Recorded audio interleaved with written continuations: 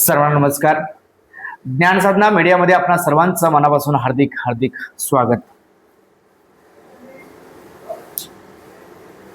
10वीचा आणि 12वीचा निकाल लागला आणि वेगवेगळ्या क्षेत्रामध्ये वेगवेगळ्या ठिकाणी महाविद्यालयामध्ये ऍडमिशनची प्रक्रिया सुरू झालेली आहे. तसंच बेळगाव जिल्ह्यातील एक नामवंत असणारं एक महाविद्यालय म्हणजे मजगाव येथील ITI college. Government ITI main college Udyambag Mazgaon Belgaum या ठिकाणी आम्ही प्राचार्यांशी भेटायला आलो आहोत. येथील प्रक्रिया अतिशय चांगल्या पद्धतीने बेळगाव जिल्ह्यामध्ये चांगलं काम करणारं हे महाविद्यालय म्हणून ओळखलं जातं. ITIच्या माध्यमातून अनेक विद्यार्थी घडवत आहेत आणि याच्या पुढेही घडवतील असे हे महाविद्यालय आहे. या महाविद्यालयामध्ये अनेक विद्यार्थी शिकून वेगवेगळ्या पदावरती जाऊन पोहोचलेले आहेत. कर्नाटक, महाराष्ट्र, गोवा आणि इतर देशामध्ये सुद्धा येथील शिकलेले विद्यार्थी जाऊन पोहोचलेले आहेत. देश विदेशात सुद्धा या महाविद्यालयामध्ये शिकलेले विद्यार्थी वेगवेगळ्या ठिकाणी जगभरामध्ये वेगवेगळ्या ठिकाणी ते कार्यरत आहेत. असं हे government ITI main college, women college आणि वेगवेगळ्या तालुक्यातील सुद्धा ITI महाविद्यालय आहेत, सरकारी आहेत. तर अशा महाविद्यालयातून नवीन काहीतरी शिकण्याचा प्रयत्न या ठिकाणी केला जातो. प्रात्यक्षिक पद्धतीनं शिकवलं जातं. तर या महाविद्यालयातील प्राचार्य प्राध्यापक राजशेखर चिकमट सर या ज्ञानसाधना मीडियामध्ये साहेबांचं मी मनापासून हार्दिक हार्दिक स्वागत करतो. तसेच या महाविद्यालयाचे उपप्राचार्य श्रीशैल काळेशिंगे सर यांचं सुद्धा मी मनापासून या ठिकाणी स्वागत करतो, अभिनंदन करतोय. तसेच या महाविद्यालयाच्या व्यवस्थापिका ऍडमिनिस्ट्रेटिव्ह ऑफिसर म्हणून दानेश्वरी उमदी मॅडम या ठिकाणी उपस्थित आहेत. त्यांचं सुद्धा या ज्ञान साधना मीडियाच्या माध्यमातून, डी मीडियाच्या माध्यमातून आणि न्यूज मीडियाच्या माध्यमातून या सर्वांच्या वतीनं मी तुमचं मनापासून हार्दिक हार्दिक स्वागत करतोय. आज वेगवेगळ्या ठिकाणी ऍडमिशन प्रक्रिया सुरू झालेली आहे. वेगवेगळ्या ठिकाणी रस्सीखेच ही चालू झालेली आहे आणि त्या ठिकाणी चांगल्या पद्धतीनं मेरिट सिलेक्शन नुसार किंवा गरजेनुसार तुम्ही या महाविद्यालयामध्ये ऍडमिशन प्रक्रिया अतिशय चांगल्या पद्धतीनं सुरळीत पार पाडण्याचा प्रयत्न चालू आहे. सर, मी उपप्राचार्य प्राध्यापक श्रीशैल काळेशिंगे सरांना विचारू इच्छितोय, महाविद्यालय मजगाव येथील अतिशय चांगल्या पद्धतीचं महाविद्यालयामध्ये तुम्ही सेवा करत आहात. अनेक चांगल्या पद्धतीनं तुम्ही सेवा देण्याचाही प्रयत्न करत आहात. चांगलं शिक्षण देण्याचाही, चांगलं विद्यार्थ्यांना मार्गदर्शन करण्याचा प्रयत्न करत आहात. तर या महाविद्यालयाबद्दल ಈ ಮಹಾವಿದ್ಯಾಲಯದಲ್ಲಿ ನೀವು ಚೆನ್ನಾಗಿ ಇನ್ಫಾರ್ಮೇಶನ್ ಜನರಿಗೆ, ಹುಡುಗರಿಗೆ, ಸಮಾಜರಿಗೆ, ಈ ಬೆಳಗಾವಿ ಡಿಸ್ಟ್ರಿಕ್ಟ್ಗೆ ಎಲ್ಲಾ ಸರ್ವಸಾಮಾನ್ಯ ಜನರಿಗೆ ಒಳ್ಳೆಯ ಈ ಮಹಾವಿದ್ಯಾಲಯ ಬಗ್ಗೆ ಏನೇನ್ ಪ್ರಕ್ರಿಯೆ ಇದೆ ಅದ ಪ್ರಕ್ರಿಯೆ ನೀವು ಚೆನ್ನಾಗಿ ಹೇಳಬೇಕಿದ್ದು ನಾನು ವಿನಂತಿ ಮಾಡ್ತೇನೆ. ಸರ್, ಇದು ನಮ್ಮ ಸಂಸ್ಥೆ ಇವತ್ತಿನ ದಿನ ಇಂಡಸ್ಟ್ರಿಗೆ ಯಾವ ರೀತಿ ಸ್ಕಿಲ್ ಲೇಬರ್ ಬೇಕು, ಟೆಕ್ನಿಷಿಯನ್ಸ್ ಬೇಕು, ಸೂಪರ್ವೈಸರ್ಸ್ ಬೇಕು, ಅವರನ್ನು ರೆಡಿ ಮಾಡ್ತಾ ಇದೆ.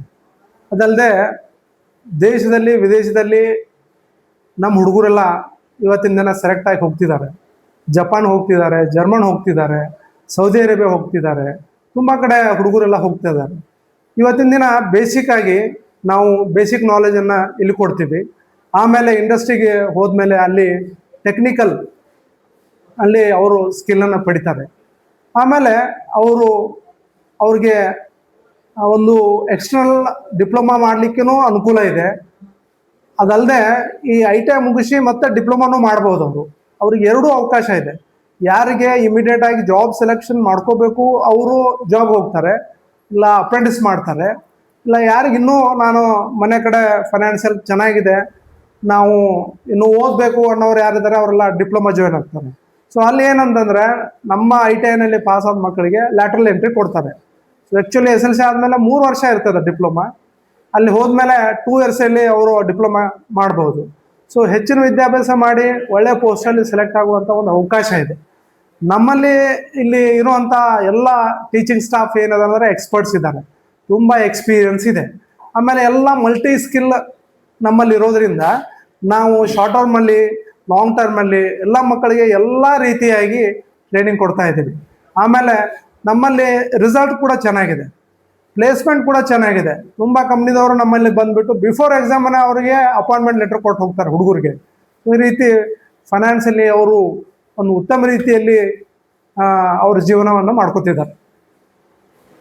ಸರ್, ಈ ಮಹಾವಿದ್ಯಾಲಯದಲ್ಲಿ ಚೆನ್ನಾಗಿ ಏನೇನು ಫೆಸಿಲಿಟೀಸ್ ಇದೆ, ಏನೇನು ವರ್ಕ್ಸ್ ಆಕ್ಟಿವಿಟೀಸ್ ಇದೆ, ಯಾವ ಕೋರ್ಸ್ ಇದೆ, ಏನು ಹೊಸ ಏನು ಬಂದಿದ್ದರು ಅದ್ರ ಪ್ರಕಾರ? ನಮ್ಮಲ್ಲಿ ಈಗ CTS ಬೇಸ್ ಅಂತ ಹೇಳ್ತಿದೀವಿ ನಾವು. ಅದರಲ್ಲಿ 9 ಟ್ರೇಡ್ ಇದೆ. ಮತ್ತು ಟಾಟಾ ಉದ್ಯೋಗದಲ್ಲಿ 8 ಟ್ರೇಡ್ ಇದೆ. ಸೊ ಟಾಟಾ ಉದ್ಯೋಗದಲ್ಲಿರೋದು ಎಲ್ಲ ಅಡ್ವಾನ್ಸನೇ. ಈಗ CTS ಟ್ರೇಡಲ್ಲಿ 9 ಟ್ರೇಡ್ ಏನಿದೆ ಅದು ರೆಗ್ಯುಲರ್ ಆಗಿರುವಂಥ ಟ್ರೇಡ್ಸು. ಇದ್ರ ಜೊತೆ ನಮ್ಮಲ್ಲಿ ಒಳ್ಳೆ ಕಂಪ್ಯೂಟರ್ ಲ್ಯಾಬ್ ಇದೆ, ಆಮೇಲೆ ಅಡ್ವಾನ್ಸ್ CNC ಮಿಷಿನ್ಸ್ ಇದ್ದಾವೆ, ರೋಬೋಟಿಕ್ಸ್ ಇದೆ, ಎಲ್ಲ ಇದೆ. ಯಾವ್ದು ಇದು ಇಲ್ಲ ಅಂತ ಹೇಳಿಲ್ಲ. ಯಾಕಂದ್ರೆ ಇವತ್ತಿನ ದಿನ ಇಂಜಿನಿಯರ್ ಹುಡುಗರು ಕೂಡ ನಮ್ಮ ಕಾಲೇಜಿಗೆ ಬಂದು ಶಾರ್ಟ್ ಟರ್ಮ್ ಕೋರ್ಸ್ ಮಾಡಿ ಅವ್ರದ್ದು ಇಂಟರ್ನ್ಶಿಪ್ ಕಂಪ್ಲೀಟ್ ಮಾಡ್ಕೊತಿದ್ದಾರೆ. ಸೊ ಜೈನ್ ಕಾಲೇಜವ್ರು ಬರ್ತಿದ್ದಾರೆ, GIT ಕಾಲೇಜವ್ರು ಬರ್ತಾ ಇದ್ದಾರೆ. ಸೊ ಆ ಕಾಲೇಜವರು ನಮ್ಮ ಕಾಲೇಜಿಗೆ ಬಂದು ವಿಸಿಟ್ ಮಾಡಿ ಸೊ ಇಲ್ಲಿನ ನಾಲೆಜ್ ತಗೊಳ್ಳೋದು ಏನಿದೆ ಅಲ್ಲ, ನಮಗೆ ಒಂದು ಹೆಮ್ಮೆಯ ವಿಷಯ. ಯಾಕಂದ್ರೆ ನಮ್ಮಲ್ಲಿ ಆ ರೀತಿ ಸ್ಟಾಫ್ ಇದೆ, ಆ ರೀತಿ ಎಕ್ವಿಪ್ಮೆಂಟ್ಸ್ ಇದೆ, ಆ ರೀತಿ ಇನ್ಸ್ಟ್ರೂಮೆಂಟ್ಸ್ ಇದಾವೆ. ಸೊ ಒಂದು ಒಳ್ಳೆ ಎನ್ವೈರನ್ಮೆಂಟ್ ಇದೆ ಸ್ಟಡಿ ಮಾಡ್ಲಿಕ್ಕೆ ಅಂತ. ನಾವು प्राचार्य साहेबರಿಗೆ ಸ್ವಲ್ಪ ಹೇಳಿಸ್ಬೇಕಂದ್ರೆ, सर या महाविद्यालयामध्ये अतिशय चांगल्या पद्धतीनं वेगवेगळ्या चिकमण सरांनी आमच्या श्रीशल काळेशिंगे सरांनी सांगितल्याप्रमाणे या बेळगाव जिल्ह्यामध्ये अतिशय चांगल्या पद्धतीचं एक ट्रेनिंग सेंटर म्हणून ओळखलं जातं. तर त्यामध्ये कशा पद्धतीने मुलांची तयारी करून घेतली जाते किंवा आता नवीन जनरेशननुसार एआयच्या नुसार कुठल्या प्रकारचं शिक्षण देण्याचा संकल्प मानस केलेला आहे. कारण की दिवसेंदिवस बदलत चाललेला हा काळ आणि त्यामध्ये नवीन तंत्रज्ञान, नवीन शिक्षण, नवीन काही तंत्र तुम्ही बोलता बोलता चर्चा केली आपण मगाशी. त्या पद्धतीनं नवीन या विद्यार्थ्यांसाठी काय देता येईल आणि कोणत्या प्रकारचे या ठिकाणी कोर्स नवीन आखण्यात आलेले आहेत किंवा जुने काय होते आणि याचा उपयोग विद्यार्थ्यांसाठी येणाऱ्या विद्यार्थ्यांसाठी त्यांच्या भविष्यामध्ये कल्याणकारी एज्युकेशनचे महत्व आणि त्यांचे वेगवेगळे ऍक्टिव्हिटीज काय आहेत ते सांगा. ಎಲ್ಲರಿಗೂ ನಮಸ್ಕಾರಗಳು. ತಾವು ಹೇಳಿದಂಗೆ ನಮ್ಮ ITI ಬಂದರೆ ಅವರಿಗೆ ಒಂದು ಕಲ್ಯಾಣ ಆದಂಗೆ.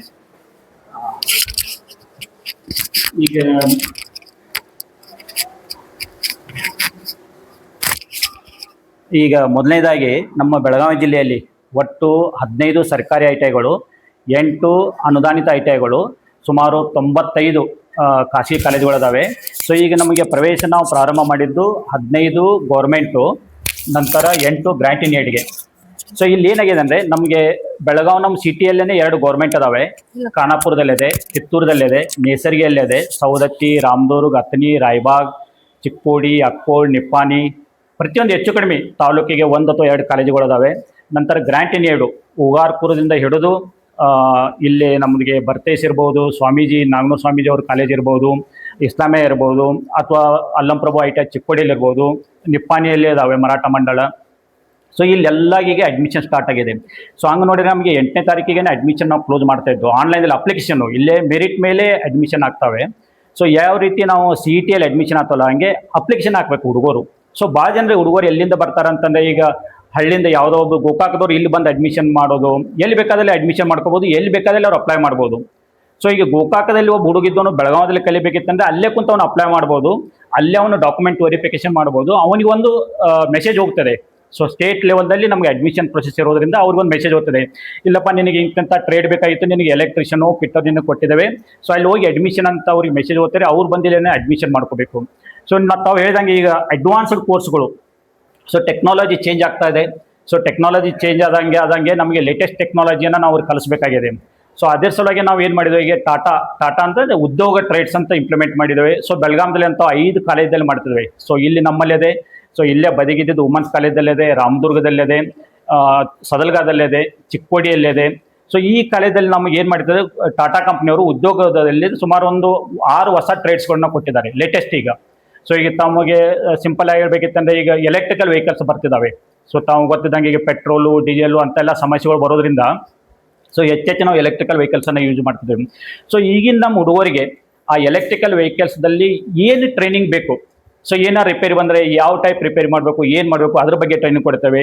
CNC ಬಗ್ಗೆ ಟ್ರೈನಿಂಗ್ ಕೊಡ್ತೇವೆ, ರೋಬೋಟಿಕ್ದಲ್ಲಿ ಟ್ರೈನಿಂಗ್ ಕೊಡ್ತಿದ್ದೇವೆ. ಸೊ ನೆಕ್ಸ್ಟ್ ತಾವು ಹೇಳ್ದಂಗೆ AI ಸೊ ಸದ್ಯದ ನಾವು AI ಇಂಪ್ಲಿಮೆಂಟ್ ಮಾಡುವಂಥ ಒಂದು ಚಾನ್ಸಸ್ ಇದೆ. ಸೊ ಇದ್ರ ಜೊತೆಗೆ ತಾವು ಹೇಳ್ದಂಗೆ ಶಾರ್ಟ್ಲಿ ನಮ್ಮದು ಲೇಟೆಸ್ಟ್ ಕೋರ್ಸ್ಗಳನ್ನು ಇದನ್ನ ನಮ್ಮದು ನೋಡಲ್ ಸೆಂಟರ್ ಅಂತ ಮಾಡಿಕೊಂಡು ಇದಕ್ಕೆ ಸುಮಾರು ಒಂದು 5 ಗೌರ್ಮೆಂಟ್ ಐಟಗಳನ್ನ ಅಟ್ಯಾಚ್ ಮಾಡ್ತಿದ್ದಾರೆ. ಸೊ ಎಲ್ಲೋ ಸಿಗದಂಥ ಮಷಿನ್ಸನ್ನು ಇಲ್ಲಿ ತಂದು ಇನ್ಸ್ಟಾಲ್ ಮಾಡ್ತಿದ್ದಾರೆ.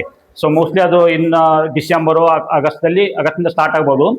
ಸೊ ಏನಾಗಿದೆ, ಕೆಲವೊಂದು ಹುಡುಗರು ಈ ಕಾಲೇಜಲ್ಲಿ ಮಾತ್ರ ಫ್ಯಾಸಿಲಿಟಿ ಇದೆ, ನೇಸರಿಗೆ ಹಳ್ಳಿಯಲ್ಲಿ ಇರ್ಬೋದು ಅಥವಾ ಬೇರೆ ಕಿತ್ತೂರದಲ್ಲಿ ಇರ್ಬೋದು, ಅವ್ರಿಗೆ ಟ್ರೈನಿಂಗನ್ನು ಆ ಟೈಪ್ ಸಿಗೋದಿಲ್ಲ. ಸೊ ಅವ್ರಿಗೆ ಸಿಗಬೇಕಂತಂದ್ರೆ ಅವರು ಬಂದು ಇಲ್ಲಿ ಕಲಿಬೇಕು. ಸೊ ಆ ರೀತಿ ಇಲ್ಲಿ ಎಲ್ಲ ಮಷಿನ್ಸ್ನ ಇಲ್ಲಿಟ್ಟು ಆ ITIಯಿಂದ ಹುಡುಗರನ್ನ ಇಲ್ಲಿ ಕರೆಸಿ ಅವ್ರಿಗೂ ಟ್ರೈನಿಂಗ್ ಕೊಡ್ಬೇಕು. ಅಂದ್ರೆ ಯಾವುದೇ ಹಳ್ಳಿಯಲ್ಲಿದ್ದಂಥ ವಿದ್ಯಾರ್ಥಿಗಳು ಸಹಿತ ಟ್ರೈನಿಂಗ್ ವಂಚಿತ ಆಗಿರೋದು. ಲೇಟೆಸ್ಟ್ ಟೆಕ್ನಾಲಜಿ ಅವ್ರಿಗೆ ಸಹಿತ ಗೊತ್ತಿರಬೇಕು. ತಾವು ಹೇಳ್ದಂಗೆ AI ಇದ್ದ ಭಾಳ ಜನರಿಗೆ ಬರೀ ಸಿಟಿಯಲ್ಲಿ ಇದ್ದವ್ರಿಗೆ ಮಾತ್ರ ಗೊತ್ತದೆ, ಹಳ್ಳಿಯವ್ರಿಗೆ ಏನೂ ಗೊತ್ತಿಲ್ಲ ಅಂತ ಈಗಿಂದ ನಮ್ಗೆ ಗೊತ್ತದೆ. ಸೊ ಈಗ ಸರ್ಕಾರ ಚಿಂತನೆ ಏನದ ಅಂತಂದ್ರೆ, ಸೊ ಅಲ್ಲಿಯೋ ಜನರಿಗೂ ಇದೆಲ್ಲ ಗೊತ್ತಿರಬೇಕು, ಲೇಟೆಸ್ಟ್ ಟೆಕ್ನಾಲಜಿ. ಆ ರೀತಿ ಟ್ರೈನಿಂಗ್ ಕೊಡ್ತಿದ್ದೇವೆ. ಸೊ ಈಗ ನಾವು ಲಾಸ್ಟ್ ಅಪ್ಲಿಕೇಶನ್ ಡೇಟನ್ನು 15ರವರೆಗೆ ಎಕ್ಸ್ಟೆಂಡ್ ಮಾಡಿದರೆ 15ರವರೆಗೆ ಯಾರು ಬೇಕಾದರೂ ಆನ್ಲೈನಲ್ಲಿ ಅಪ್ಲೈ ಮಾಡ್ಬೋದು. ಸೊ ಅವ್ರ ಅಪ್ಲಿಕೇಶನ್ ವೆರಿಫಿಕೇಶನ್ ಎಲ್ಲಿ ಬೇಕಾದಲ್ಲಿ ಗೌರ್ಮೆಂಟ್ ಐಟಿದಲ್ಲಿ ವೆರಿಫೈ ಮಾಡ್ಕೋಬಹುದು. ಆನಂತರ ಸುಮಾರು ಒಂದು 2-3 ದಿವಸ ಬಿಟ್ಟ ನಂತರ ಅವ್ರಿಗೊಂದು ಮೆಸೇಜ್ ಬರ್ತದೆ ಮೊಬೈಲ್ಗೆ. ಸೊ ಇಂತಿಂತ ನಿಮಗೆ ಟ್ರೇಡ್ ಕೇಳಿದ್ರೆ ಇಂತಿಂತ ಸೆಲೆಕ್ಟ್ ಆಗಿದೆ, ಸೊ ಅಲ್ಲಿ ಹೋಗಿ ಅಡ್ಮಿಷನ್ ಮಾಡ್ಕೋಬೇಕು. ಸೊ ನಮ್ಮಲ್ಲಿ ಏನಾಗಿದೆ 1 ಇಯರ್ ಕೋರ್ಸು ಮತ್ತು 2 ಇಯರ್ಸ್ ಕೋರ್ಸ್ ಅಂತ ಇರ್ತದೆ. ಸೊ 1 ಇಯರ್ ಇತ್ತಂದ್ರೆ 12 ಮಂತ್ಸ್ ಅವ್ರು ನಮ್ಮಲ್ಲಿ ಇರ್ತಾರೆ, ಮತ್ತು 2 ಇಯರ್ಸ್ ಇತ್ತಂದ್ರೆ 24 ಮಂತ್ಸು. ಸೊ ನಾವು ಇದಕ್ಕೆ ಮೊದಲೇ ಚರ್ಚೆ ಮಾಡಿದಂಗೆ, ಸೊ ನಮ್ಮಲ್ಲಿ DST ಎಲ್ಲ ITIದಲ್ಲೂ ಮಾಡ್ತೇವೆ, dual system of training, on job training ಅಂತ 2 ಮಾಡ್ತಿದ್ದೇವೆ. ಸೊ ಅದನ್ನು ನಾವು ಇಂಪ್ಲಿಮೆಂಟ್ ಮಾಡೋದ್ರಿಂದ ಹುಡುಗರಿಗೆ ಇನ್ನೂ ಎಫೆಕ್ಟಿವ್ ಆಗಿ ಟ್ರೈನಿಂಗ್ ಆಗ್ತಾ ಇದೆ. ಸೊ ಇಲ್ಲಿ ನಾವೇನು ಮಾಡ್ತೇವೆ, ಸೊ ನಮ್ಮ ಮಷಿನ್ಸು ನಮ್ಮ ಲೋಕಲ್ ಆಗಿ ನಾವು ಟ್ರೈನಿಂಗ್ ಕೊಡ್ತಿದ್ದೇವೆ. ಸೊ ಕಂಪ್ನಿಯಲ್ಲೇ ಕೊಡೋದ್ರಿಂದ, ಇಂಡಸ್ಟ್ರಿಯಲ್ ಕಂಪ್ನಿಯಲ್ಲಿ ಕೊಡೋದ್ರಿಂದ, ಸೊ ಅವರು ಇತ್ತೀಚಿಂದ ಏನು ಆ್ಯಕ್ಚುಯಲ್ ಪ್ರೊಡಕ್ಷನ್ದಲ್ಲಿ ಅವ್ರು ಕೆಲಸ ಮಾಡ್ತಾರೆ. ಸೊ ರೆಡಿಮೇಡ್ ಪ್ರಾಡಕ್ಟ್ ಹುಡುಗರು ಇಂಡಸ್ಟ್ರಿಯನ್ನು ಉಪಯೋಗ ಆಗ್ತಾ ಇದೆ. ಸೊ ಸಾಕಷ್ಟು ಕಂಪ್ನಿಯವರು ಬರ್ತಿದ್ದಾರೆ, ನಮ್ಗೆ ಒಳ್ಳೆ ರೀತಿ ಟ್ರೈನಿಂಗ್ ಕೊಡ್ತಿದ್ದಾರೆ. ನಮ್ಮ IMC ಚೇರ್ಮನ್ ಸಚಿನ್ ಸಬ್ಮಿಷನ್ ಪ್ರತಿಯೊಂದು ITIದಲ್ಲಿ ಒಂದು ಕಮಿಟಿ ಮಾಡ್ಕೊಂಡಿದ್ದಾರೆ, ಇನ್ಸ್ಟಿಟ್ಯೂಟ್ ಮ್ಯಾನೇಜ್ಮೆಂಟ್ ಕಮಿಟಿ ಅಂತ. ಸೊ ಇಂಡಸ್ಟ್ರಿಯವರೇ 5 ಜನ ಇರ್ತಾರೆ ಅಲ್ಲಿ. ಸೊ ಅವರೇ ಡಿಸಿಷನ್ ತಗೋತಾರೆ, ಸೊ ಇಲ್ಲಿ ಯಾವ ಟೈಪ್ ಟ್ರೈನಿಂಗ್ ಕೊಡಬೇಕು, ಏನೇನು ಇಂಪ್ಲಿಮೆಂಟ್ ಮಾಡಬೇಕು, ಏನೇನು ಮಾಡ್ಬೇಕಂತ. ಸೊ ಆ ಚೇರ್ಮನ್ ಅವ್ರು ಏನು ಹೇಳ್ತಾರೆ ಅದ್ರ ಪಕ್ಕ ನಾವು ಟ್ರೈನಿಂಗ್ ಕೊಡ್ಕೊಂತೇವೆ, ಕೋರ್ಸನ್ನು ಡಿಸೈನ್ ಮಾಡ್ತಿದ್ದೇವೆ. ಈಗ ನಾನು ಸದ್ಯಕ್ಕೆ ಹೇಳಿದಂಗೆ ನಿಮಗೆ ಆಗಸ್ಟಲ್ಲಿ ಏನು ಸ್ಟಾರ್ಟ್ ಆಗ್ತದಲ್ಲ, ಸೊ ಅಲ್ಲಿ ಇಂಡಸ್ಟ್ರಿ ಅವರೇ ನಾವು ಬೆಳಗಾಂದಲ್ಲಿ ಲೋಕಲ್ ಏನು ಬೇಕಾಗಿದೆ, ಅವ್ರಿಗೆ ಯಾವ ಟೈಪ್ ಟ್ರೈನಿಂಗ್ ಬೇಕು, ಇಂಡಸ್ಟ್ರಿ ಅವ್ರಿಗೆ ಏನು ನೀಡ್ಸ್ ಇದೆ. ಸೊ ಇಲ್ಲಿ ನಮ್ಮದು ಪೌಂಡ್ರಿ ಮೇನ್ ನಮ್ಮದು ಬೆಳಗಾಂ ಮಷಿನಿಂಗು ಮತ್ತು ಪೌಂಡ್ರಿ. ಸೊ ಆ ರಿಲೇಟೆಡ್ ಟ್ರೈನಿಂಗ್ಸನ್ನು ಇಲ್ಲಿ ಜಾಸ್ತಿ ಜನರಿಗೆ ಕೊಡಬೇಕು. ಸೊ ಈಗೇನಾಗ್ತದೆ, ನಾವು ಬೇರೆ ಯಾವುದೋ ಒಂದು ಟ್ರೈನಿಂಗ್ ಕೊಟ್ಟು ಅವ್ರು ಬೆಂಗಳೂರಿಗೋ ಮತ್ತು ಬೇರೆ ಕಡೆ ಕಳಿಸೋ ಬದಲಿ ಇಲ್ಲಿ ಲೋಕಲ್ ಏನು ಇಂಡಸ್ಟ್ರಿ ಅವ್ರು ಇಲ್ಲದ ಆ ಟೈಪ್ ಟ್ರೈನಿಂಗ್ ಕೊಡ್ತಾನೆ ನಾವು ಕೊಡ್ತೇವೆ. ಸೊ ಇದು ITI ಬಗ್ಗೆ ಹೇಳ್ಬೇಕಿತ್ತಂದ್ರೆ, ಸೊ 100% ನೌಕರಿ ಗ್ಯಾರಂಟಿ. ಸೊ ಇಲ್ಲಿ 2 ವರ್ಷ ಅವ್ರು ಕಲಿಬೇಕಷ್ಟೇ, ಮನಸ್ಸು ಕೊಟ್ಟು ಕಲಿಸಿದ್ರೆ ನೌಕರಿ ಹೆಚ್ಚಿಕೊಡೋ ಜವಾಬ್ದಾರಿ ನಮ್ದು. ಸರ್, ಈ ಕಾಲೇಜ್ನಲ್ಲಿ ಯಾವ ಸೆಕ್ಷನ್ಸ್ ಇದೆ, ಯಾವ ಡಿಪಾರ್ಟ್ಮೆಂಟ್ ಇದೆ? ನಮಗೆ ಇದರಲ್ಲಿ ಸಾಕಷ್ಟು ಡಿಪಾರ್ಟ್ಮೆಂಟ್ಗಳು ಇದಾವೆ. ಉದ್ಯೋಗದಲ್ಲೇ 3 ಸದ್ಯಕ್ಕೆ ಸ್ಟಾರ್ಟ್ ಮಾಡಿದ್ದು. ಒಂದು CNC ಅಂತ, ಅಡ್ವಾನ್ಸ್ CNC ಅಂತ, ಮೆಕ್ಯಾನಿಕ್ ಎಲೆಕ್ಟ್ರಿಕಲ್ ವೆಹಿಕಲ್ಸ್ ಅಂತ ಬರ್ತದೆ, ರೋಬೋಟಿಕ್ ಅಂತ ಸದ್ಯಕ್ಕೆ ಸ್ಟಾರ್ಟ್ ಮಾಡಿದ್ದು. ಸೊ ಇನ್ನು ಉಳಿದಲ್ಲಿ ನಮ್ಮದು ರೆಗ್ಯುಲರ್ ಹಳೆ ಕೋರ್ಸ್ಗಳು ಅಂದರೆ ಎವರ್ ಗ್ರೀನ್ ಟ್ರೇಡ್ಸ್ ಅಂತ ಹೇಳ್ತವೆ. ಟರ್ನರ್ ಇದೆ, ಮಷಿನಿಸ್ಟ್ ಇದೆ, MME ಇದೆ, ನೆಕ್ಸ್ಟ್ ಡೀಸೆಲ್ ಮೆಕ್ಯಾನಿಕ್ ಇದೆ, ಎಲೆಕ್ಟ್ರಿಷಿಯನ್ ಇದೆ, ಎಲೆಕ್ಟ್ರಾನಿಕ್ ಮೆಕ್ಯಾನಿಕ್ ಇದೆ. ಸೊ ಇವೆಲ್ಲ ಕೋರ್ಸ್ಗಳು, ಕಂಪ್ಯೂಟರ್ ಆಪರೇಟರ್ ಕೋಪಾ ಅಂತದೆ. ಸೊ ಅವಕ್ಕೆಲ್ಲ ನಾವು ಅಡ್ಮಿಷನನ್ನು ತಗೋತಾ ಇದ್ದೀವಿ. ಈ ಮಹಾವಿದ್ಯಾಲಯದಲ್ಲಿ ಸರ್ವಸಾಮಾನ್ಯ ಜನರು ಹುಡುಗರು ಅಡ್ಮಿಷನ್ ತಗೋತಾರೆ. ಅದ್ರ ಬಗ್ಗೆ ನಾವು ಭವಿಷ್ಯದಲ್ಲಿ ನಾವು ಡೆಫಿನೆಟ್ಲಿ 100% ನೀವು ಸೆಕ್ಯೂರಿಟಿ ಕೊಟ್ಟಿದ್ದೀರಿ. ಅದ್ರ ಬಗ್ಗೆ ಇವರಿಗೆ ಭವಿಷ್ಯದಲ್ಲಿ ಯಾವುದು ಆಕ್ಟಿವಿಟಿ ಇಂಪ್ರೂವಿಂಗ್ ನಾಲೆಜ್, ಅದ್ರ ಪ್ರಕಾರ ಏನು ಅದರ್ ಆಕ್ಟಿವಿಟೀಸ್ ನಲ್ಲಿ ಏನು ಸ್ಪೆಷಲ್ ಟ್ರೈನಿಂಗ್ ಕೊಡ್ತಾ ಇದ್ದಾರಾ? ಇಲ್ಲ, ಅದಕ್ಕೆ ನಾನು ಏನಲ್ಲ, ಆನ್ ಜಾಬ್ ಟ್ರೈನಿಂಗ್ ಮತ್ತು ಡ್ಯೂಯಲ್ ಸಿಸ್ಟಮ್ ಟ್ರೈನಿಂಗು ಇದು ಮೇಜರ್ ನಮಗೆ ಕೊಡ್ತಾ ಇರೋದು ಅವ್ರಿಗೆ ಟ್ರೈನಿಂಗ್ಸನ್ನು. ಸೊ ಅವ್ರು ಏನಾಗ್ತದೆ, ಇಲ್ಲಿ ನಮಗೆ ಸುಮಾರು ಒಂದು 6 ತಿಂಗಳು ಅಥವಾ 1 ವರ್ಷದಲ್ಲಿ ನಾವು ಮೊದಲೆಲ್ಲ ಟ್ರೈನಿಂಗ್ ಕೊಡ್ತಿದ್ವಿ. ಈಗ ಓಲ್ಡ್ ಸಿಸ್ಟಮ್ಸ್ 2 ವರ್ಷ 3 ವರ್ಷ ಹಿಂದ್ಗಡೆ. ಸೊ ಈಗೇನಿಲ್ಲ, ನಾವು 5-6 ತಿಂಗಳಲ್ಲಿ ಇಟ್ಕೋತೇವೆ. ಸೊ ರಿಮೈನಿಂಗ್ ಟ್ರೈನಿಂಗನ್ನು ಅವ್ರ ಸರ್ ಜೊತೆಯೇ ಇಂಡಸ್ಟ್ರಿ ಕಳಿಸ್ಕೊಟ್ಬಿಡ್ತೇವೆ. ಸೊ ನಮಗೆ ಅಲ್ಲಿ ಕಳಿಸೋದ್ರಿಂದ ಒಂದು 3-4 ಹೆಲ್ಪ್ ಆಯಿತು. ಒಂದು ಡಿಸಿಪ್ಲಿನ್, ಟೈಮ್ ಮ್ಯಾನೇಜ್ಮೆಂಟು. ಹುಡುಗ ಇಂಡಸ್ಟ್ರಿಯಲ್ಲಿ ನಾವು ತಾವೆಲ್ಲ ಗೊತ್ತಿರ್ತದೆ, 8 ಗಂಟೆಗೆ ಅಂದರೆ 8 ಗಂಟೆಗೆ ಹೋಗಬೇಕು. ನಮ್ಮ ಹುಡುಗರು ಅದನ್ನೇ ಕಲಿತಿದ್ದಾರೆ. ಈಗ 8 ಗಂಟೆಗೆ ಹೋಗಬೇಕು, ಸೊ ಯೂನಿಫಾರ್ಮ್ದಲ್ಲಿ ಇರಬೇಕು, ಸೇಫ್ಟಿ ಬೂಟು, ಬೆಲ್ಟು, ಇದು ಹೆಲ್ಮೆಟ್ ಹಾಕೋಬೇಕು. ಸೊ ಇವೆಲ್ಲ ಅವರಿಗೆ ಒಂದು ಈಗ ಬೇಸಿಕ್ ಅವರಿಗೆ ಕಲ್ಕೊಂಡ್ಬಿಟ್ರೆ ನಾಳೆ ಅಪಾಯಿಂಟ್ಮೆಂಟಿಗೆ ತೊಂದರೆ ಇಲ್ಲ ಅವರಿಗೆ. ಸೊ ನಂತರ ಕೆಲವೊಂದು ಇಂಡಸ್ಟ್ರಿ ಅವರು ಅವ್ರಿಗೆ ನೌಕರಿ ಕೊಡ್ಲಿಕ್ಕೂ ಇದೆ. ಸುಮಾರು ಒಂದು 8-10 ಜನ ಅವ್ರು ಕೆಲಸ ಮಾಡ್ತಾರೆ, ನಮ್ಮಲ್ಲೇನೇ ಏರಿ ನೀವು ಕಂಟಿನ್ಯೂ ಮಾಡಿ ಅಂತ ಹೇಳುವಂಥ ಪರಿಸ್ಥಿತಿ ಬಂದಿದೆ. ಸೊ ಇದರ ಜೋಡಿ ನಮಗೆ ಕೆಲವೊಂದು ಸ್ಪೋರ್ಟ್ಸ್ ಆಕ್ಟಿವಿಟಿಯನ್ನು ಮಾಡ್ಕೊತಿದ್ದಾರೆ. ಅಂದರೆ ಸ್ಪೋರ್ಟ್ಸನ್ನು ಬೇಕು, ನಮಗೆ ಫಿಸಿಕಲ್ ಫಿಟ್ ಇರಬೇಕಿತ್ತಂದರೆ. So next culture activities. So ಅಂತ ಯಾರು ಹುಡುಗರಿದ್ರೆ ಅವ್ರಿಗೂ ನಾವು ಪ್ರೋತ್ಸಾಹ ಕೊಡ್ತೇವೆ.